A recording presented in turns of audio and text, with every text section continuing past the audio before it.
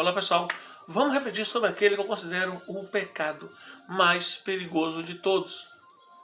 E por quê? Porque ele é sutil e ele abre a porta para todos os demais. Vamos refletir sobre o perigo da vaidade. Eclesiastes 1:2. Vaidade de vaidade, diz o pregador, tudo é vaidade. E por que é perigoso? Porque parece inofensivo. E algumas pessoas confundem vaidade com cuidados pessoais. Não é. Você fazer exercício, malhar, você correr, praticar esportes, cuidar, andar cheiroso, andar arrumado, cuidar da sua aparência, não tem problema algum. A Bíblia nunca foi contra isso. Nós temos a responsabilidade de cuidar do nosso corpo. Não cultuá-lo e idolatrá-lo, mas cuidar. Andar bem, faz bem. Isso não tem problema. É vaidade no aspecto orgulho, soberba, altivez. Todos esses arrogância, estão todos no mesmo pacote, como diria um colega meu. Batidos no liquidificador dá o mesmo suco. É a vaidade nesse aspecto. É a vaidade daquilo que é algo enganoso, sem valor, mas que leva à ostentação e à idolatria. Eu passo a ser idólatra, eu passo a me idolatrar, eu passo a ser arrogante, atribuo a mim mesmo o direito, poder e privilégios. Poucas coisas são tão perigosas, porque é um sentimento egoísta, do orgulho, da admiração excessiva pelo próprio mérito, pelo próprio eu, do amor próprio exacerbado, atitude de prepotência, de desprezo ao outro em relação às pessoas, a insolência, a qualidade daquilo que é vão, firmado em aparência ilusória, a avaliação muito lisonjeira que alguém tem de si mesmo, a soberba, o sentimento de altivez, comportamento excessivamente orgulhoso. Foi assim que Satanás foi expulso do céu, porque ele quis arrogar para si algo que era de Deus. Se tornou idólatra, começou a envaidecer-se. Tem um filme antigo, da década de 90, que é fantástico. Advogado do Diabo. Quem nunca assistiu, assista. Vale a pena. Brilhantemente interpretado por Keanu Reeves como advogado. E ele foi derrubado, seduzido pela sua vaidade. Ele foi considerado o melhor advogado de todos e foi contratado pelo próprio Satanás, pelo próprio diabo disfarçado. E aí ele começou a cair em ruína, a sua família, com os seus relacionamentos, porque ele começou a encher-se de si mesmo, começou a ter desprezo em relação aos outros. Quantas vezes você está servindo a Satanás com essa vaidade demoníaca, achando que isso é bom para você?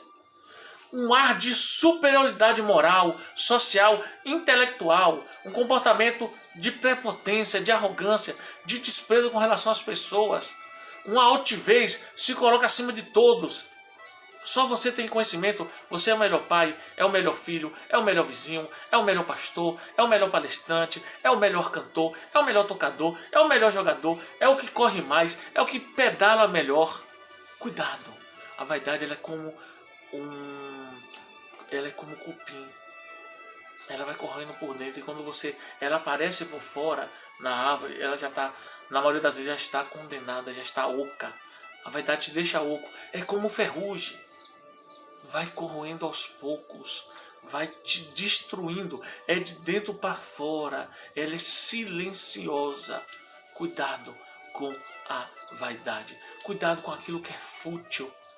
Cuidado para você não se tornar um idólatra e começar a valorizar mais as coisas do que as pessoas. Porque a pessoa vaidosa, ele valoriza mais coisas, poder, status, desejo de dominar do que pessoas. Ele passa a possuir pessoas. Ele pega os bens, começa a valorizar os bens e passa a querer possuir as pessoas. É uma inversão de valores terrível, desastrosa, que causa guerras, causa desejo de domínio, de poder, que causa conflitos, gera inveja, acirra disputas religiosas, um país arroga para si o direito de invadir o outro, de tomar, de querer para si. Ele passa a se colocar no lugar do próprio Deus, passa a julgar, passa a deferir, emitir opiniões, e como se aquilo fosse uma pecha da verdade.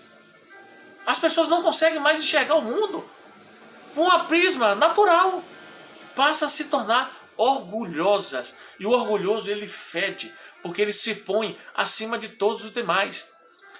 ele é afastado do próprio bem. É um caminho, uma encruzilhada para o mal. Algumas frases nos ajudam a entender um pouco a vaidade.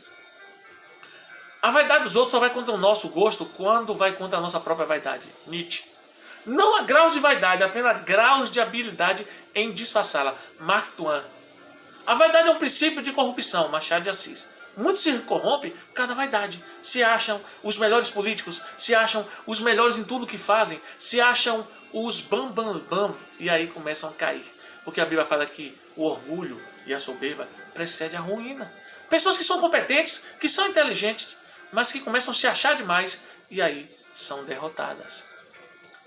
A falsa modéstia é outro problema, é o último requinte da vaidade. Jean de la Bourrier, francês. A falsa modéstia, a pessoa que é vaidosa demais e tenta disfarçar com falsa modéstia, não cola.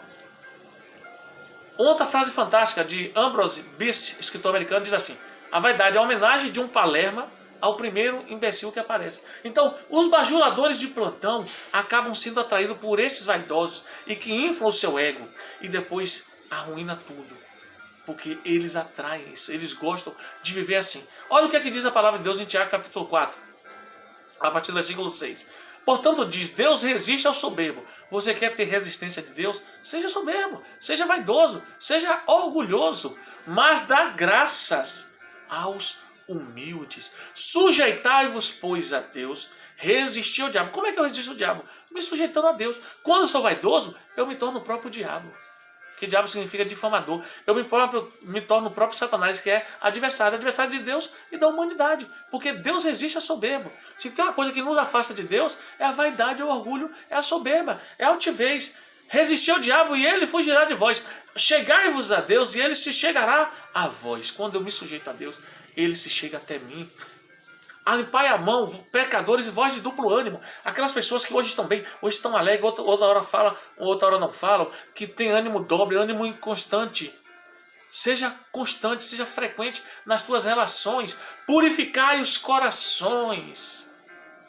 Abrace e acolha. A vaidade não nos deixa olhar para o outro, não nos deixa acolher. E o versículo 10 diz assim: humilhai-vos perante o Senhor e Ele vos exaltará. Deve-se deixar vaidade os que não têm outra coisa para exibir.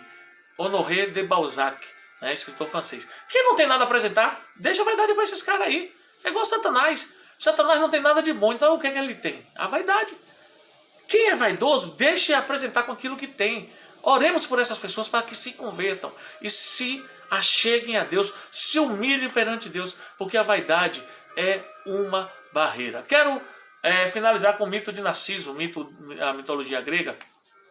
Narciso, filho do deus do rio Cefiso e da ninfa Liríope, que Narciso é sinônimo e na mitologia grega, na nossa cultura, daquele que se admira excessivamente, daquele que só pensa em si. Tem até uma frase de Caetano Veloso que diz assim: Narciso não acha feio aquilo que não é espelho.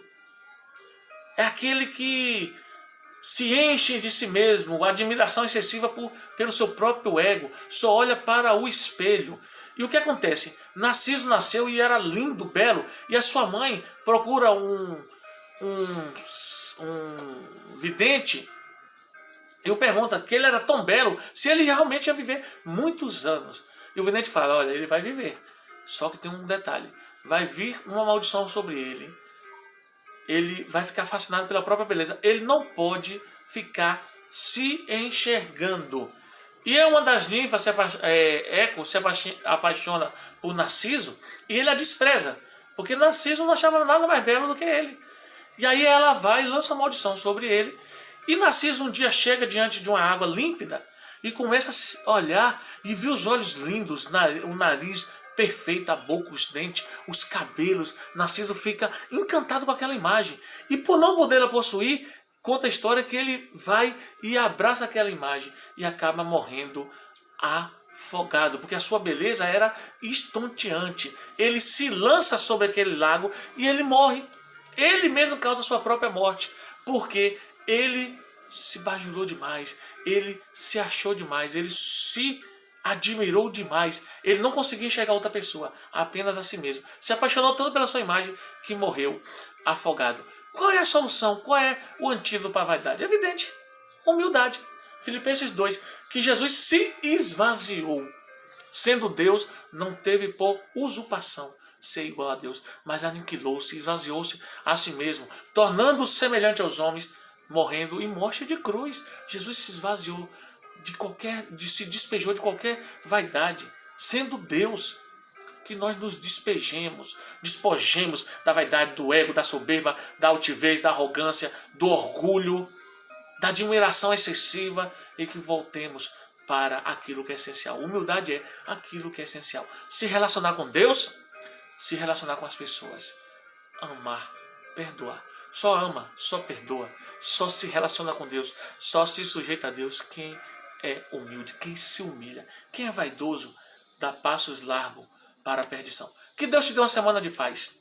Que você abandone essa vaidade e que você se aproxime de Deus e passe a se tornar uma pessoa que se sujeita a Deus. Quanto mais eu me sujeito a Deus, mais humilde me torno e mais essencial eu vivo. Eu vivo aquilo que é essencial. Que Deus te dê uma semana de paz.